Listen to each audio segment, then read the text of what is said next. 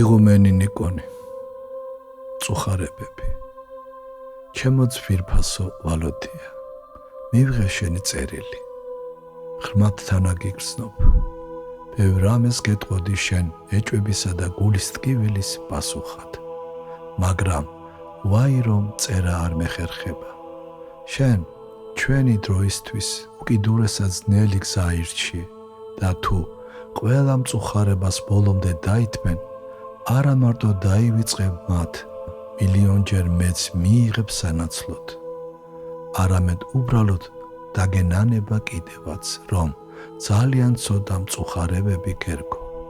ეს იქნებ უცნაურადაც მოგეჩვენოს, მაგრამ ასეა. ღრმადა ვარ დარწმუნებული, რომ ძველი დიდი მოწამეებიც კი ნანობდნენ, რომ მცირედ იტანჯნენ და ვერ მიაგეს ღმერთს შესაფერისი სიყვარული.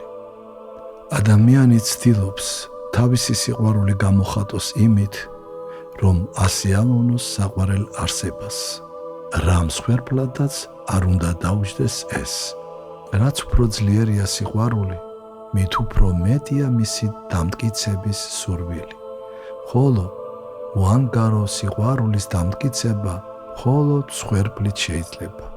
და როგორც ჭეშმარიტ სიყვარულს არ აქვს საზღვარი, ასევე არ აქვს საზღვარი მსხვერპლის გაღების, როგორც სიყვარულის გამოვლინების წყურვილს.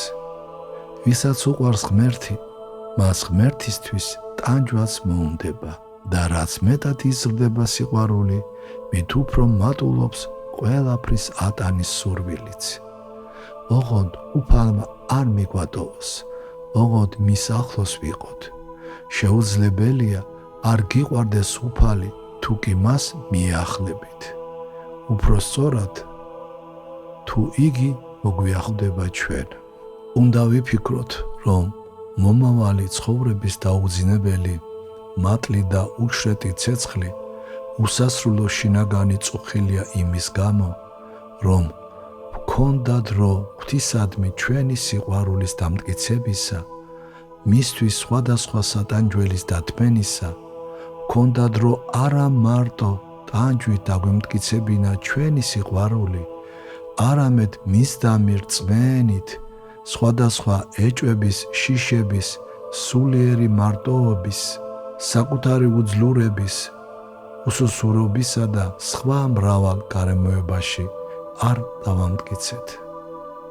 სწორედ აქ, ამ სოფელშია შესაძლებელიც და საჭიროც ღვთისამი ჩვენი სიყვარულის დამტკიცება შინაგანი გადაწყვეტილებით. მე მექნება შენ დამირწმენა, მთელი ძალღონით, ვეცდები შევასრულო შენი მცნებები, მზად ვარ ვიტანჯო შენ დამირწმენისთვის. უარს ვიტყვი ყველასა და ყველაფერზე, პირად ცხოვრებაზე, ნათესავებზე და მხოლოდ შენ, უფალო, ნუ იტყვი უარს ჩემზე, ნუ დაუშვებ, რომ დავკარგო რწმენა და მხნეობა, ნუ დაუშვებ, რომ ტრტვინვას მოვყვე შენს წინააღმდეგ. თუ კი მეტისმეტად მძიმე ტანჯვა და მწუხარებები დაგვატყდება მე ან ჩემს ახლობლებს, მომადლე ნიჭი მთელი გულით შენი შეყვარებისა, თუ ასეთ განწყობას შეინარჩუნებ, ცხოვრების გზის გავლა გაგიადვილდება. ხოლო თუ ყოყმას დაიწყებ, გულში ეჭვს შეუშვებ, თუ ღვთის მცნებების ნებსითი დარღვევით დაიბნელებ საკუთარ თავს და შენს ძალებს დაასუსტებ, თუ გამუდმებით არ მოუხმობ უფალს დახმარებისთვის და განსაკუთრებით თუ ამ პარტავნებაში ჩავარდები და საკუთარ ძალებზე დაამყარებ იმედს, მაშინ დაეცემი დიდი დაცემით და ცხოვრებას დიდად გაირთულებ. ეს არის სწორი შინაგანი განწყობა, მაგრამ გამოცდილების გარეშე, გონებითი დაცემებისა და აღდგომების გარეშე სწორ მდგომარეობას ვერ მიაღწევ.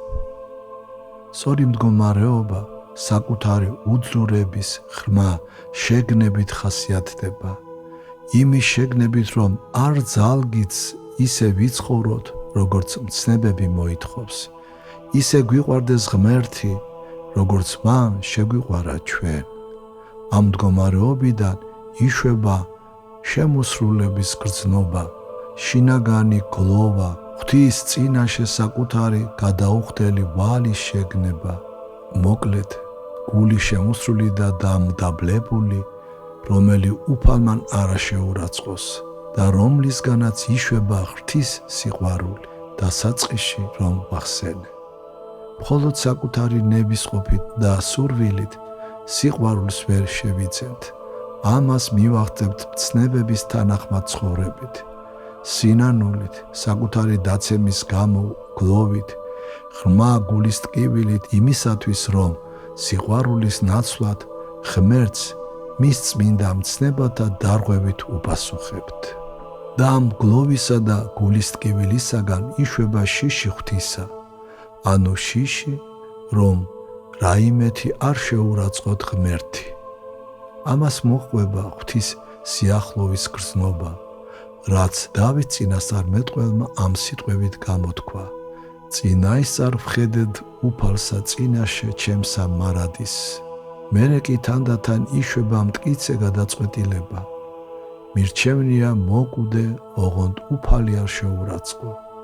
აქედან მოდის არა მარტო უტრტვინველი დათმენა ტანჯვისა და მწუხარებისა, არამედ მადლიერებაც კი მათთვის, რადგან გული იგრძნობს მწუხარებებით განწმენდის სიხარულს და ერთგვარ კმაყოფილებას, რომ შესაძლებელია ღვთის გულისათვის ვითმინოთ და ამით გვიყვარდეს ღმერთი.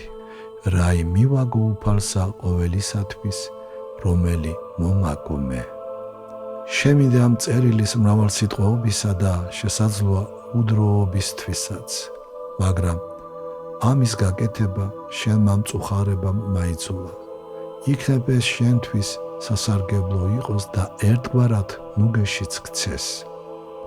ჩემო მეგობარ, ერთ რაიმეს გთხოვ, რაც არ უნდა ღრმად დაეცე, როგორც არ უნდა შესწოდო და შეურაცხყო უფალი, ურასოდეს განუდგები ღმერთს, არამედ უძღები შვილივით შესთხოვე მას, მოტევება და კვლავ აიძულე თავი ცნებების თანახმად იცხოვრო, რომელი მოვიდეს ჩემ და არა განვაძო გარე. ის, ვინც უფლის მცნებების შესრულების გზას ადგება და თუმცა ხშირად ეცემა, მაგრამ კვლავ დგება და წინ მიდის, ქრისტეს მხედართა დასუერთდება და ქვირგვინით იმკობა მის მიერ, თუმცა ამ სულიერ ომში საკუთარ ნებებთან, საკუთარ დაცემულ ბუნებასა და ეშმაკებთან ბრძოლაში მრავალი იარაც მიიღოს. უფალმან განსწავლოს, განამტკიცოს შენი სარწმუნოება და შენი ნება, დაგიცვას ყოველივე ბოროტისაგან, უფალმან გაკურთხოს. ნუ მწერ ისე დაწვრილებით, როგორც ბოლო წერილში, ისედაც ვიცი შენი მდგომარეობა. მოკლედ თუ მომწერ, ესეც საკმარისი იქნება, ჯანმრთელად იყავი. ეს წერილი შეინახე და მოწყინების ჟამს წაიკითხე ხოლმე. 1951 წელი.